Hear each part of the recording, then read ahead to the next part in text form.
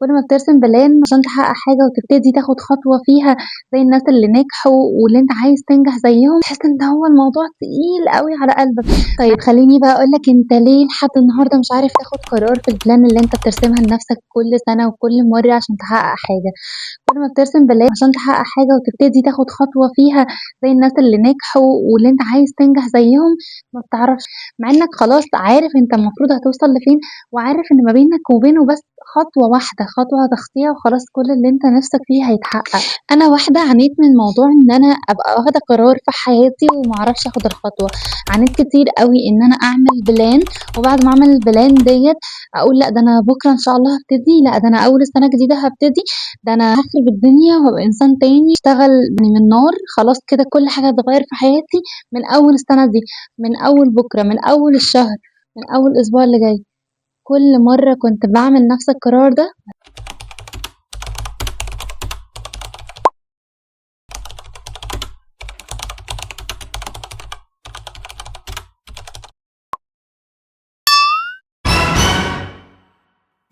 في 4 خطوات بس أنا مشيت عليهم، دول اللي أنا هاقول لك عليهم في الفيديو ده هيغيّروا حياتك، حياتك كلّها هتتشقلب رأسًا على عقب، هتوصل لكل اللي أنت بتحلم بيه زي ما أنا حققته في سنة، سنة خلاص أنا كنت جِبت اللي أنا عايزاه، عملت الحاجات اللي أنا أصلًا كنت باحلم بيها والحاجات اللي أنا كنت عايزة أعيشها بالضبط. كمان إن أنا حاسة أوي بيكِ وحاسة أنتِ بتفكّري إزاي وإيه اللي في تفكيرك دلوقتي، أنت لحد دلوقتي قاعد وما حققتش اللي أنت عايزه، لحد دلوقتي مش مستقر في حاجة معيّنة، أو أنتِ كمان مش عارفة أنتِ عايزة توصلي لحد فين.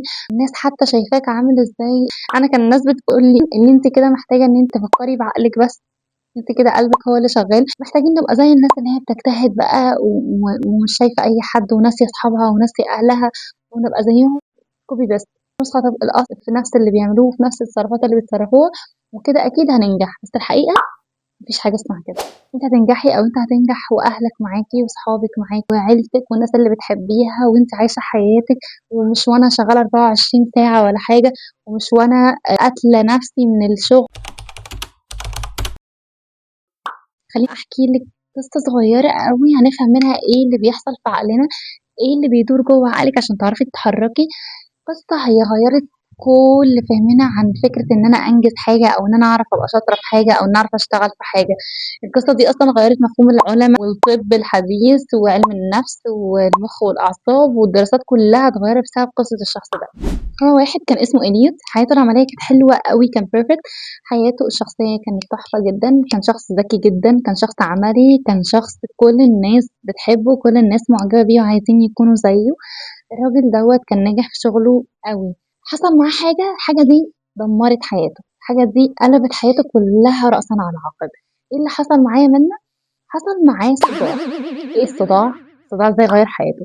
الصداع دوّة كان المفروض بييجي له على طول كل يوم، فكان بيحاول ياخد ليه مسكنات، مسكنات، مع مسكنات، مع مسكنات، بس برضه الموضوع كان بيفشل وما كانش بينجح. طب إيه اللي حل الموضوع في الآخر؟ راح في الآخر كشف، بعد ما كشف الدكتور قال له إن أنت عندك ورم في الفص الأمامي من دماغك. ورم في الفص الأمامي من دماغك يعني إيه يا دكتور؟ طب أنا كده معناها هاعمل إيه؟ هتعمل عملية قال. إليوت دخل خلاص أوضة العمليات، عمل عملية تمام الحمد لله نجحت، روّح البيت everything can seem fine. بعد ما روّح البيت ابتدى يحصل معاه شوية لخبطة، ابتدى يحصل معاه شوية حاجات كده مش مضبوطة. طب إيه اللي كان بيحصل؟ كان بيروح الشغل بيبتدي يحس إن الsimple mission بالنسبة له بتاخد مجهود كبير أوي، كان تركيز بالنسبة له في حاجات بسيطة أوي ما كانتش بتكمّل معاه 3 دقايق بيركّز فيها بالساعات، وصعب أوي بياخد مجهود كبير أوي عشان يعرف يركّز ويجيبها. هي كان ممكن ياخد 4 ساعات في إن هو يقعد يقرر أنا هاكتب بالقلم الأزرق والّا أكتب بالقلم الأسود. ممكن نفوّت meetings على الحال ده وعادي ما فيش مشكلة. طب مديرينه كانوا بيسألوه طب أنت يا إليوت ليه بتعمل كده؟ في مشكلة معاك؟ إيه اللي بيحصل معاك؟ عايزين نعرف. بيجاوب أجوبة غير منطقية نهائي، يعني ممكن يقول له يعني الجزمة وجعاني مثلًا، ممكن يقول له مودي مش رايق النهارده، الشركة بتولع، هو مش معانا. في الآخر إيه اللي حصل؟ بالضبط زي ما توقعت، اتطرد من الشغل. بعد ما اتطرد حياته الشخصية quickly followed، خلاص ابتدت إن هي كمان تتدمر. طب إيه بقى اللي كان بيحصل مع مراته؟ كان بيحصل مشاكل كبيرة، مشاكل تخلّيهم يخسروا بعض، هو كان بيواجهها إزاي؟ كان بيحلها إزاي؟ بيتصرف إزاي معاها؟ دي مراته. في الآخر بيقول لها لأ عادي مش مهم I don't care، مش مهم I don't give a shit. يلا مش مهم، عايزة تمشي يلا امشي، عايزة تحلي مش عايزة مش مهم. ما كانش فارق معاه أي حاجة، كان بيواجه المواضيع دي ببرود، بيواجهها باللامبالاة. أنا كده كده مش فارق معايا. فطبعا مراته قررت إن هي تتطلق واتطلقت. طب بعد بقى ما مراته اتطلقت ايه اللي حصل؟ ابتدى يدخل في بيزنس. للأسف برضه موضوع البيزنس قلب عليه رأسا على عقب، لأنه هو كان بيدخل فولش بيزنسز، كان بيدخل في حاجات ما ينفعش إنه يدخل فيها، وبيدخل مع ناس هي بتنصب عليه بس. كل حاجة ابتدت إن هي تبوظ وتتدهور مرة في التانية وخطوة ورا التالتة لحد ما أصبح هوملس. خلاص هو أصلا فقد فلوسه كلها، فقد بيته، فقد حياته، فقد أسرته، فقد شغله، فقد كل حاجة في الدنيا. عايش ازاي؟ ايه اللي بيحصل معاه؟ اخوه طبعا تولاه، اخوه خده معاه البيت. بس مين اللي كان متضايق من الموقف ده؟ اخوه. طبعا مش متضايق ان هو عايش معاه، بس كان متضايق من حالته، متضايق من كمية البرود اللي في اليوت. انت ليه مش حاسس ان حياتك اتدمرت؟ قد ايه حياتك بايظة وانت قاعد عادي؟ انا اللي بحاول اسعالك وانا اللي عايزه احللك، انت ليه مش بتعمل حاجه؟ طب البيزنس ده، طب مراتك، طب شغلك، طب كذا كذا كذا. صحراء. اخوه كان كل ما بيجي يتكلم معاه، كل ما إليوت كان بيواجه الموضوع بشكل واخوه بيواجه الموضوع بشكل تاني. يعني إليوت كان بيفكر في الموضوع اه اوكي اتس فاين، يعني ان انا سبت بيتي او خسرت بيتي عادي مش مشكله، يعني اتطلقت عادي whatever، سوى عيالي شغلي اتس فاين عادي مش مهم، انا تمام. اخوه كان بيواجه الموضوع ازاي؟ اخوه كان بيتضايق بيتعصب، لا ده بيتك، لا ده اهلك، لا ده شغلك، لا ده مستقبلك، فلوسك، حياتك، كل ده كان ضايع. لحد ما اخوه ابتدى ان هو يجيت his responsibility وخده وداه ل very famous nine scientist ساعتها كان اسمه انتونيو دي ماسيو. انتونيو بس ده عمل معاه ايه؟ عمل معاه tons of tests، عمل معاه تيست كتير قوي. التست دي بتقيس ايه؟ تست بتقيس his memory، تست كان بتقيس his personality، تست بتقيس his intelligence، كان بتقيس his social personality عموما. التست الاخير كان بيقيس his social reasoning overall. كل دوت كان بيقابله ازاي؟ كان أنطونيو ديماسيو شايف ان هو كل حاجة كان تمام، الاي كيو بتاعته كان تمام، حتى ردود افعاله كانت تمام، كان بيحاول ان هو يتكلم معاه ويعرف الاسباب، كان كل حاجة تمام معاه. فأنطونيو ديماسيو ابتدى يحس ان هو لا، في حاجة غلط. فأنطونيو ديماسيو قرر ان هو يقيس السايكولوجيكال سايد عامل ازاي. Does he have any sort of stress? Does he have a depression? Does he have an anxiety? بس إليوت ما كانش عنده كل الكلام ده. خصوصا ان إليوت برضه كان بيعرف يقول اخطائه كويس قوي، وكان بيعرف يرتب الاحداث with perfect clarity.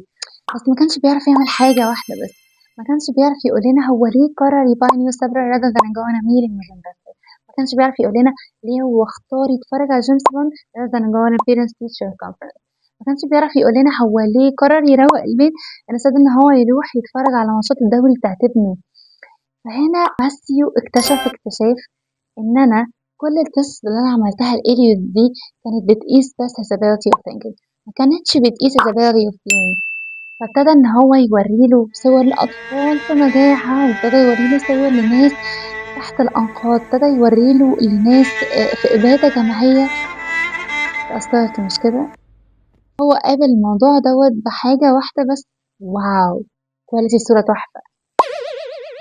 فهنا أنطونيو ديماسيو اكتشف إن العملية اللي إليوت عملها هي فصلت قدرته على التفكير عن قدرته على الإحساس. هنا ديماسيو اكتشف أعظم اكتشاف، اكتشاف غير تفكيرنا عن العقل والعاطفة وعن المشاعر وعن ازاي ناخد قرار، غير تفكيرنا عن نفسنا احنا بنعيش ازاي، غير تفكيرنا وغير العلوم وغير حتى العلم عن فكرة ان الانسان المفروض اللي بيحركه عقله مش بيحركه قلبه، وحتى كمان غير تفكيرنا عن السيلف كنترول. أنطونيو ديماسيو ألف كتابه The Core Error Emotion Reason and Human Brain إن إليوت ما كانش عنده مشكلة في المعرفة والمنطق، إليوت كان عنده مشكلة في the Nursery Emotional Signal. طب إيه هي the Nursery Emotional Signal دي؟ the Nursery Emotional Signal دي هي اللي بتعرف تخلينا prioritize and value information، هي اللي بتخلينا نعرف generate logical pros and cons for every choice that we take.